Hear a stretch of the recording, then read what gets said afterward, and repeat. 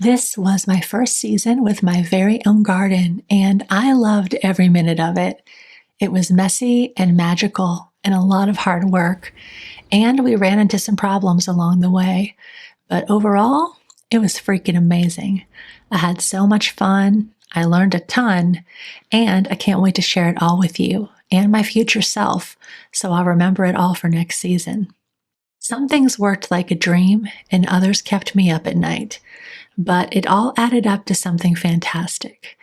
So grab a cup of tea and get comfy because today I'm sharing all the lessons I learned this year and celebrating what has been one of the most beautiful seasons of my life. April. In late April, we started digging into this bare patch of grass and shaping it into our dream garden.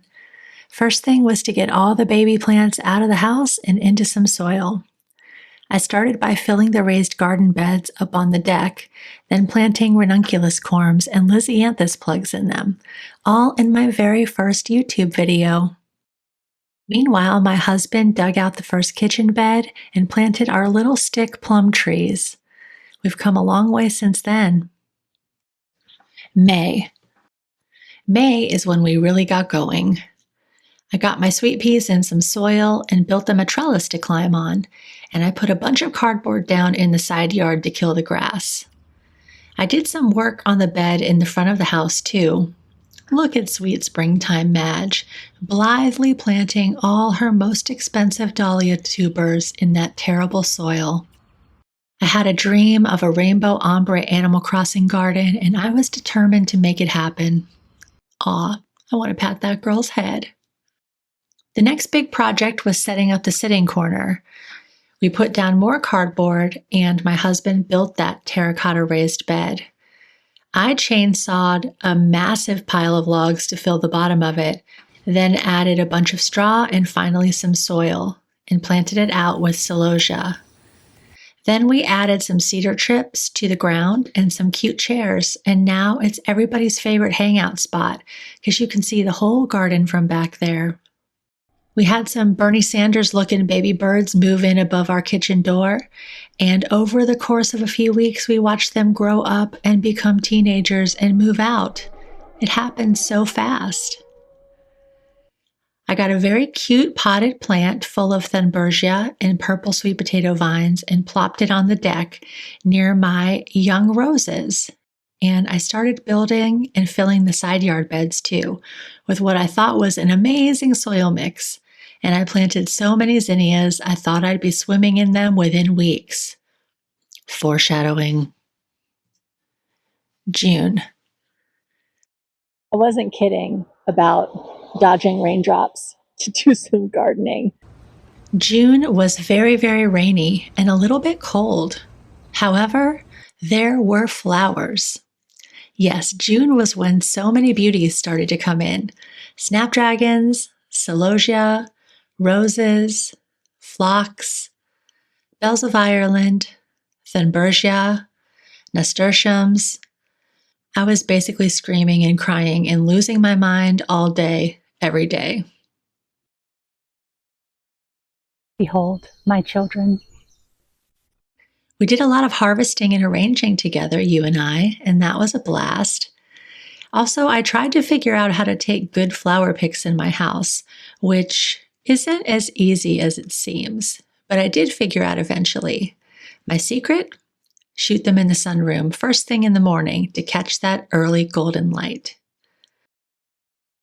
I also made a video all about how to start your own little cutie cut flower garden if you're a beginner, and I'll make sure to link that one in the description because it's a beautiful thing to spend your winter dreaming about.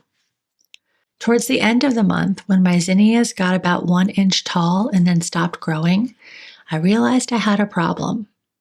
And I initiated a serious zinnia rescue mission, ripping stuff out and sticking zinnia seeds all around the garden, which takes me to some very important lessons.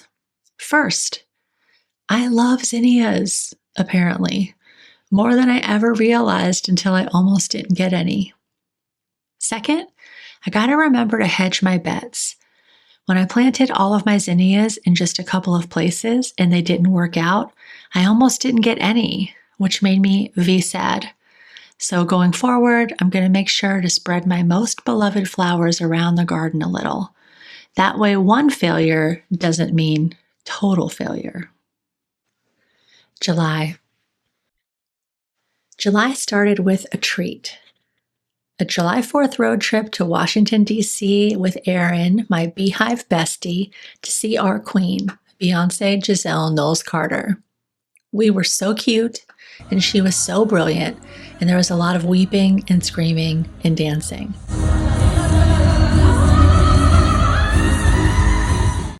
When I came home after being away only like 36 hours, somehow I had a bunch more flowers. The Lisianthus and Rudbeckia and Feverfew started coming in hot. And my containers of Thunbergia took over. The roses doubled in size too and started blooming like crazy. We also had some really cute bunny friends move in, which meant me and my husband spent a lot of time at the window watching bunny TV. The soil level in the terracotta bed had dropped a lot, so I topped it off and planted even more zinnia seeds. I also started getting the hang of arranging with celosia and realized I loved it, because what's not to love? It's gorgeous and weird and productive as hell, and it comes in a million colors and it lasts forever in the vase. You will be seeing more of it next season. As I watched my second round of zinnias still not thriving in my little side yard beds, I did kind of stress about it. But after a little teeth gnashing, I decided to give myself grace because you know what? A bitch is still learning. Ultimately, I realized I had a soil problem, and a nice lady in my local garden center helped me diagnose and solve it, which brings me to my next lesson. Fluffy soil is great, but there is such a thing as too fluffy. Soil needs to be workable, yes, but it also needs to have some chunks and structure so that it can hold on to nutrients and water. The magic combo ended up being real topsoil, not a mixture of peat and sand and compost that was called topsoil, but the real chunky stuff you dig out of the ground, plus lots of good quality compost. Mushroom compost is my fave, and I started adding it liberally to every bed. Almost overnight, the plants looked happier. Towards the end of the month, I spent a pleasant afternoon starting cool flower seeds for next spring's garden, and I can't wait to see how that all turns out because I've never overwintered flowers before. And if it means bigger flowers earlier in the spring, what's better than that? Also in July, the turntable made its debut on this channel and in my life. And finally, I could start showing you all the sides of these beautiful arrangements. It's really interesting how much that changed my style. I went from making bouquets with a front and a back in the vase to arranging in my hand and making everything pretty from all sides. How fun. August. By August, my nasturtiums were looking ratty, so I cut them down and got a surprise. The bare root strawberries I thought were dead were growing the whole time underneath. The majestic morning glory tower I'd planted back in June was beset by a dastardly groundhog, who was very cute, but who I sincerely hope to never see again. The dahlias I started from seed started blooming like crazy, and the bees were and are still deeply smitten with them. In fact, I noted many bee orgies and naps in those flowers all month long, and that continues to this day. We went together to hit up a local garden center's half-off perennial sale, and I came home with some very sweet babies, including this insane hibiscus, plus a bunch of echinaceas that I'm hoping will grow in to be a 3-foot-tall rainbow ombre Animal Crossing echinacea garden next year. What can I say? Your girl knows what she likes. I was also introduced to this wondrous blue flower called ageratum, and I think I finally learned how to pronounce it correctly. May we have a million more next year because I love them. Towards the middle of August, at long last, I started to get hella zinnias, and I couldn't have been more pumped about it. They were so big and beautiful and weird, and I legit got choked up several times just petting them.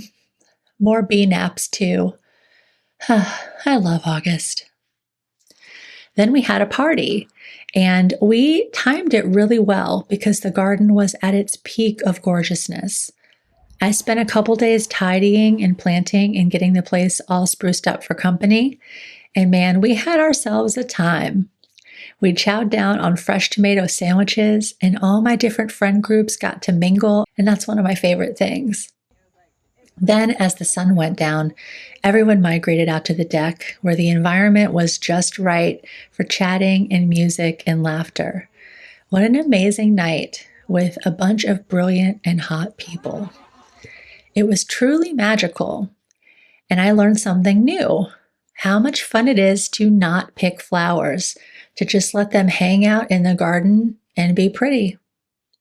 It's funny that this was something I had to learn, but years of growing in random containers in a community garden plot had me just harvesting everything and not thinking about the garden as a whole at all.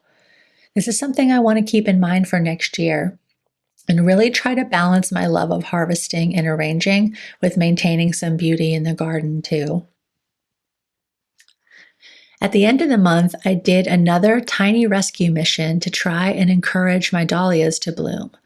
I fed them and staked them and freed up some light and space around them to see if we could get some blooms.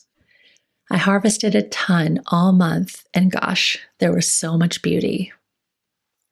Late August was peak zinnia season around here, and I was congratulating past Madge for how she laid out the seeds in this bed in particular. But this brings me to the next lesson I learned. When you direct sow seeds in the garden, everything takes freaking forever. For instance, I didn't know I had a problem with my soil for more than a month because I was waiting for things to germinate and grow. And when I did rip things out and plant more seeds, I again had to wait several weeks flowerless for them to pop up and get big. The feedback loops are much, much shorter when you have seedlings ready to pop in at any time. So I'm going to make sure to do that next year. I'll keep sowing seeds inside all season so that I have baby plants ready to put in any empty space that arises.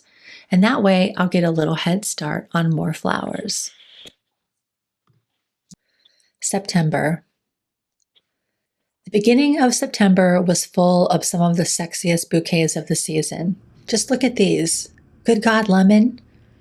There was one drizzly evening where I felt called to go outside and harvest all the big crazy zinnias I'd been watching for weeks, and it was a real good time. After months of patience, we also started getting some hollyhock blooms and some very sleepy bees who liked to nap in them. And we started planting out tiny babies for blooms next spring. We got a bunch of snapdragons in the ground and some delphinium, foxglove, and campanulus too. Come next May and June, with any luck, it's going to be a pink, purple, blue jungle out there. We saved some seeds together from the giant zinnias we grew and from some little nigellas too. And I planted a few of the zinnia seeds just to see if they sprout. Guess what? They did. Next summer is going to be zinniatastic.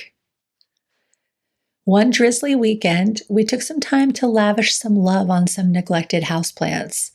And can we get a little commotion for the sunroom? I've been working on making it even more of an oasis for both plants and Madges, and I can't wait to show you. We amended our snapdragon beds to help them come back strong. The dahlias and the Mexican sunflowers started to do their thing at long last. And we got another incredible bucket of flowers on the solstice. As the mornings got a little chilly, I started to think seriously about how I'm going to make it through the winter without my babies. But don't worry, I have a plan, and we're going to chat about it soon. The light changed, the bouquets got autumnal, and we loved it all. October. In October, I was happy to find that I still had some absolute banger bouquets. All the oranges and purples I planted in August started to come through just in time for spooky season.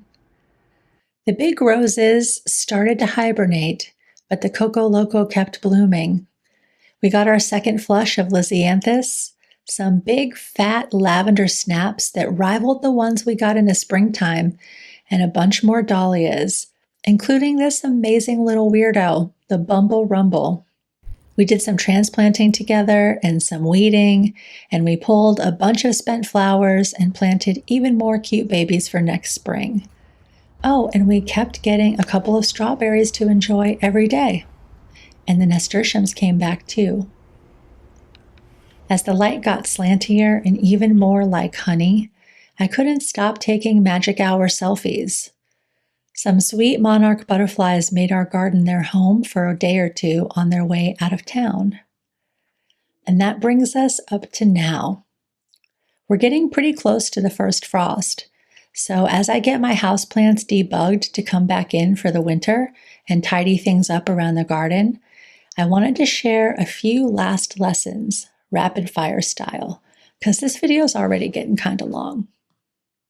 Okay, I need to make sure my sweet peas have shade in the afternoon, or they will get incinerated in the first heat wave like they did this year. It was a brief time with them, but such a charming one. Mulch. It's important. Bare soil just attracts weeds and the little digging hands of squirrels. And honestly, standing outside every single night for an hour watering the garden in the heat of the summer was sometimes really relaxing, but other times felt like quite a chore. Mulch helps with all of that by deterring weeds, making the soil less tempting to squirrels, and helping the soil retain moisture. The deck beds. They were super productive, and now that I've had a season with them, I think I'll be able to keep them going even better next year. Basically, they just need to be topped up all the damn time. So I'll be ready for that, armed with lots of fresh compost and little seedlings ready to go. Finally, I learned a lot this summer about what I love. Zinnias are the love of my life, and as God is my witness, I will never be without them again. And by experimenting, I found a lot of new varieties I love too, like teddy bear sunflowers and Mexican sunflowers and Rudbeckia triloba.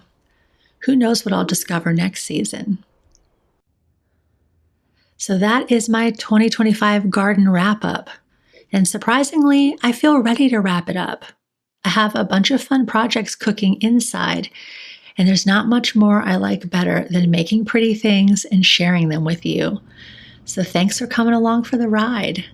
And if you're still here, well, we're basically best friends now, so you may as well go ahead and subscribe. Bye for now, friends. I'll see you in the next one.